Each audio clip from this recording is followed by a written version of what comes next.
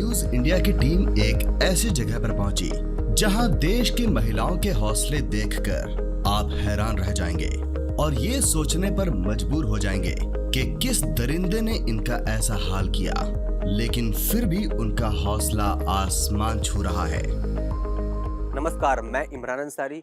आज हम आपको एक ऐसी कहानी के बारे में बताएंगे जिसे देखकर और सुनकर आप ये सोचने पर मजबूर हो जाएंगे, क्या हमारे समाज में औरतें सेफ हैं? क्या किसी एक अमल से किसी औरत की ज़िंदगी बर्बाद हो सकती है? क्या उनके ख्वाब टूट सकते हैं?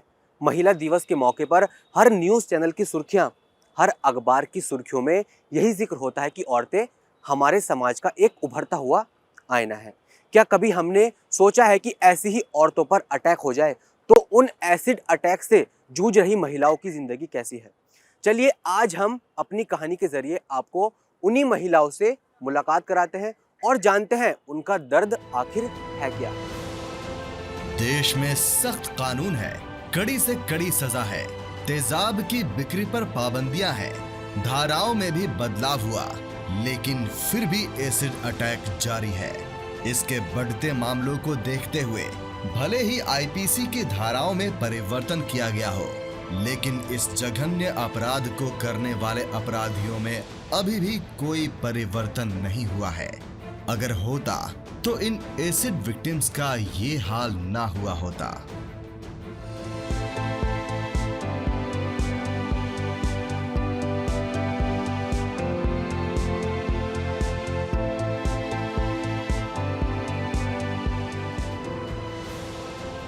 एसिड विक्टिम पर अटैक करने वाले अपराधियों से कहीं ज्यादा आरोपी ये समाज है, क्योंकि उसने तो विक्टिम पर एक ही बार अटैक किया था, लेकिन ये समाज उस पर रोज न जाने कितने अटैक करता है।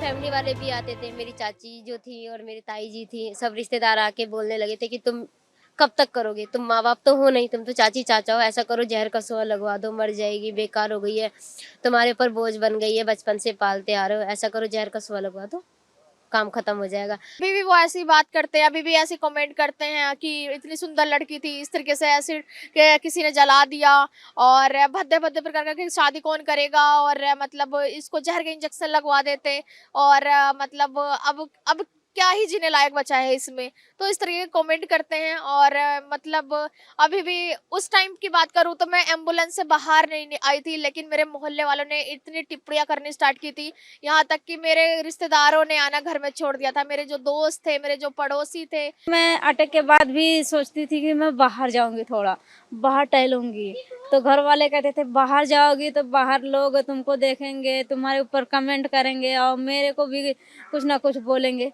भले हम तुम्हारी गलती नहीं है फिर भी तुमको कुछ ना कुछ बोलेंगे, तो घर से बाहर आना जाना मेरा बंद हो गया। देश हो या विदेश, एसिड अटैक मामलों में सबसे ज्यादा महिलाएं ही इसका शिकार होती हैं।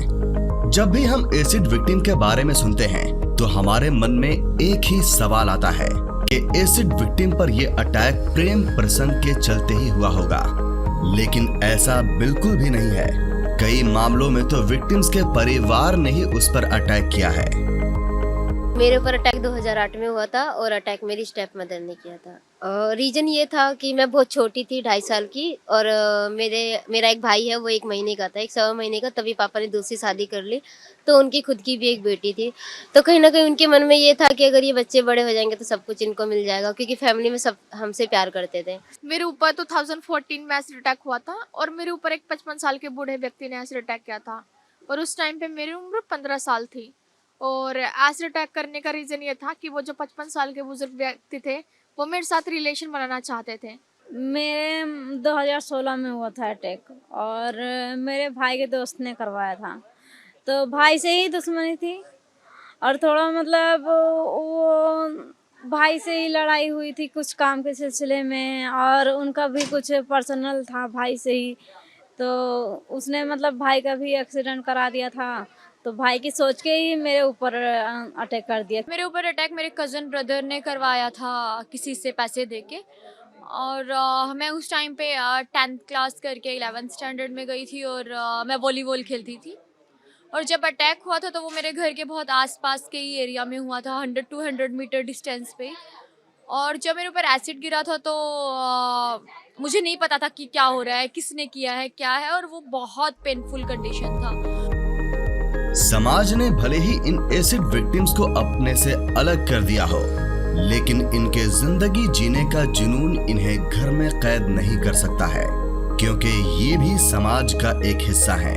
इनका भी घर है और उनके कंधों पर भी जिम्मेदारियां हैं।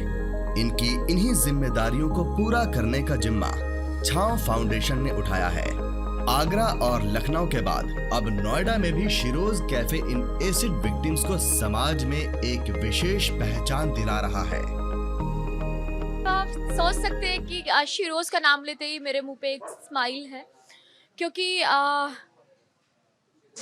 ये बहुत ही पेनफुल अटैक था और मेरी ज़िंदगी भर का दर्द देने वाला, और इसको शब्दों में एक्सप्लेन करना तो बहुत ज़्यादा मुश्किल है। बट जब मैं 2014 में छाव फाउंडेशन के साथ जुड़ी और छाव फाउंडेशन ने शिरोज हैंगआउट का इनिशिएटिव लिया था 2014 में, और मैं फर्स्ट डे से छाव के साथ काम कर रही हूँ। उसके बाद बदलाव की बात करें तो मैंने खुद को रिप्रेजेंट करना सीखा सबसे पहले, और उसके बाद आज मैं उस मुकाम पे हूँ कि मैंने बहुत सारे डिज़ाइनर्स के लिए as a show stopper ramp walk किया। मैंने दीपिका पादुकोण के साथ छपाक मूवी में काम किया, और मैंने बहुत सारे टेट टॉक, जो स्टॉक और ऐसे बड़े बड़े प्लेटफॉर्म्स पे मैंने IAS ऑफिसर्स की एकेडमी में भी जाके एसिड अटैक के मुद्दे पे बात किया है बहुत बार।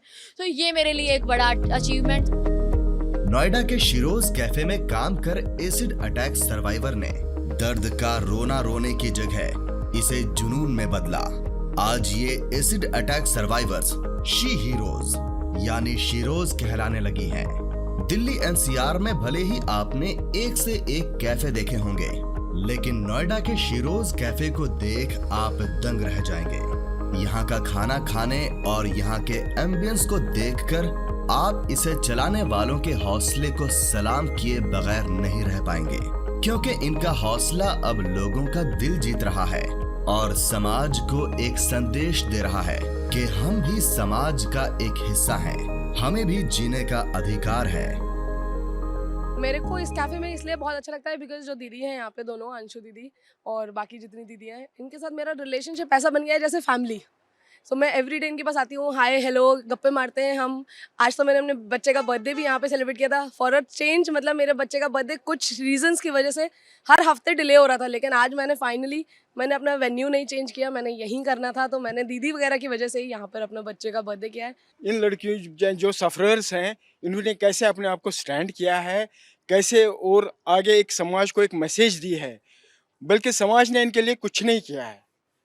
Even we should also support. मैं सब अपने भाइयों से, अपने बहनों से जो भी बड़े बड़े मॉल्स में जाते हैं, कि कम से कम उनको प्रोत्साहित करने के लिए, इनको एनकरेज करने के लिए दे शुड कम फॉरवर्ड।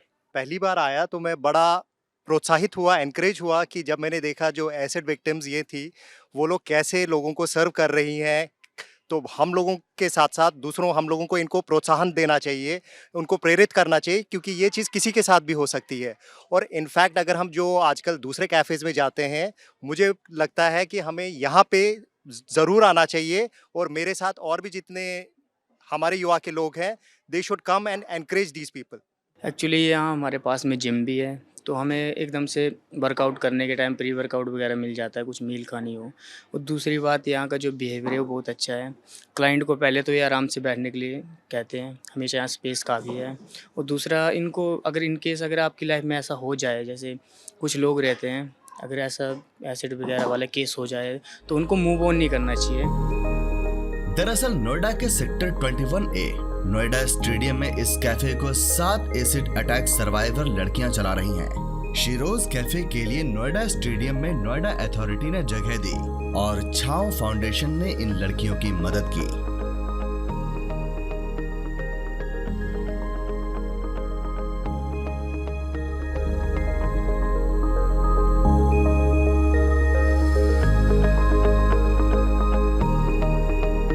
आपको बता दें कि राष्ट्रीय अपराध रिकॉर्ड ब्यूरो यानी NCRB की रिपोर्ट के अनुसार देश में सालाना एसिड अटैक के मामले में 200 के पार है, जिनमें 80 से 90% मामले केवल और केवल महिलाओं के साथ होते हैं। जरा सोचिए, उस एक इंसान के लिए कितनी आसानी होता है कि वो 30 से 40 रुपए की एक एसिड बोतल से किसी की जिंदगी और सपनों को बेरंग कर देता है। लेकिन कितने अफसोस की बात है कि समाज अभी तक एसिड विक्टिम लड़कियों को स्वीकार नहीं कर पाया है। समाज में इन लड़कियों को भी उतना ही सम्मान दिया जाना चाहिए जितना आम महिलाओं को दिया जा रहा है।